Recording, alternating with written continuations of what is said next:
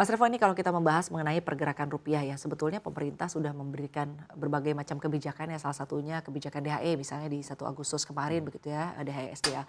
Lalu juga di beberapa waktu belakangannya dan sebelumnya juga sudah ada beberapa kebijakan yang diupayakan untuk bisa mendorong penguatan dari rupiah. Tapi kita lihat di pekan ini nampaknya memang rupiah terus tergerus begitu ya, terus berada di zona pelemahannya, bahkan sudah menyentuh level 15.300-an. Nah, kalau dari kacamata Mas Revo sendiri, apakah ini juga salah satu bentuk dari kekhawatiran pasar begitu ya, melihat arah kebijakan The Fed yang di sisa tahun 2023 ini masih ada ruang sebanyak 1 kali lagi untuk menaikkan suku bunganya? Atau sebetulnya seperti apa yang menyebabkan rupiah di pekan ini dan di pekan lalu ini terlihat kurang mampu untuk melawan dolar Amerika Serikat? Silakan Mas Revo. Ya, jadi kalau kita perhatikan memang rupiah terhadap USD itu mengalami pelemahan cukup signifikan, bahkan melewati level psikologis 15.000, kemudian 15.200, bahkan terakhir 15.300-an, dan itu memang cukup signifikan pelemahannya.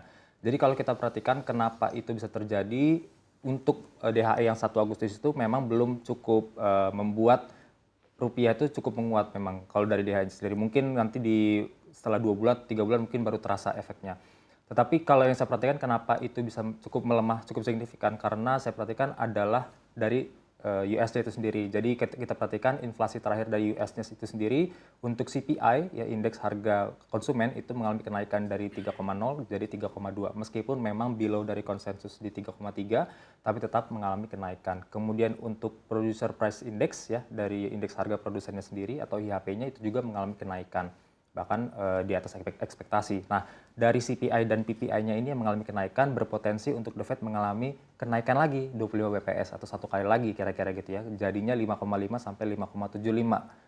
Nah, dengan naiknya suku bunga ini berpotensi membuat dana asing itu jadi masuknya ke sana gitu, masuknya ke US gitu. Meninggalkan Indonesia ya. Betul, dan kalau kita perhatikan data transaksi 7 sampai 10 Agustus dari Bank Indonesia sendiri itu mengatakan terjadinya capital outflow dari SBN khususnya ya, dan juga saham, tapi paling besar di SBN. Nah, itu juga yang membuat akhirnya keluar dari Indonesia dan berpotensi masuknya ke sana. Otomatis kita jadi semakin melemah lagi. Iya betul, berdasarkan data itu tadi untuk SBN yang meninggalkan pasar dalam negeri sebesar 16,04 triliun rupiah, sementara net sell untuk saham di 14,59 triliun rupiah. Sebegitu artinya pasar dalam negeri kita sedang tidak menarik ya, dan pelemahan rupiah ini menjadi yang terdalam sejak 6 Februari 2023. Berarti kan DHE ini nggak bisa langsung dirasakan ya. Kebijakan The Fed salah satu sentimennya juga dari pelemahan rupiah. Apakah yang terjadi pada China juga sedikit banyak mempengaruhi rupiah saat ini hingga menyentuh level 15.300-an ini? Ya, jadi dari beberapa pengamat pun mengatakan bahwa memang faktor eksternal itu menjadi pendorong utama. Karena kalau kita bicara, mungkin kita flashback dulu, untuk faktor ekonomi kita, fundamental Indonesia itu masih bagus banget. Cadangan devisa dan lain sebagainya itu bagus banget. Neraca perdagangan atau trade balance itu bagus banget.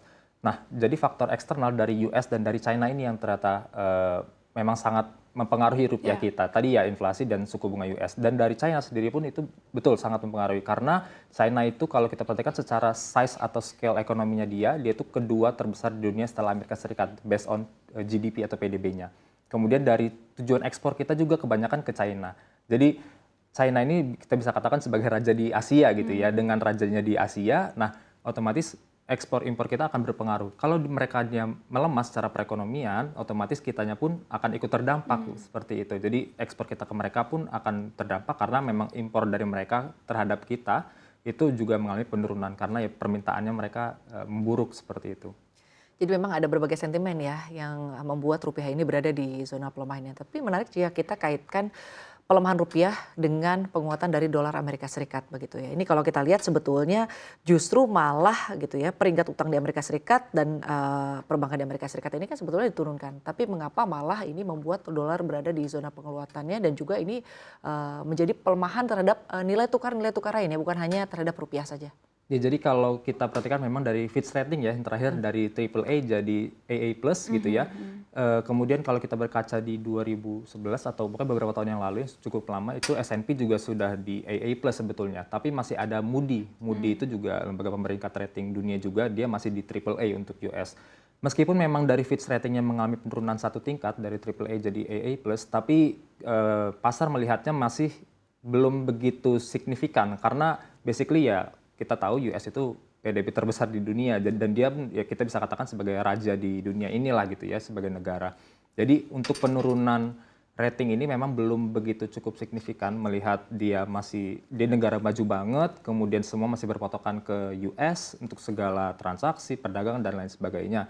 Jadi kalau kita perhatikan memang Fitch Rating yang menurunkan ini tidak begitu cukup signifikan. Dan juga yaitu kembali lagi ke suku bunga tadi. Jadi biasanya kalau kita hubungkan antara indeks dolar itu kan DXY ya, dengan suku bunga itu biasanya berjalan beriringan. Biasanya kalau misalkan suku bunga mengalami kenaikan di US, nanti indeks dolarnya pun mengalami kenaikan.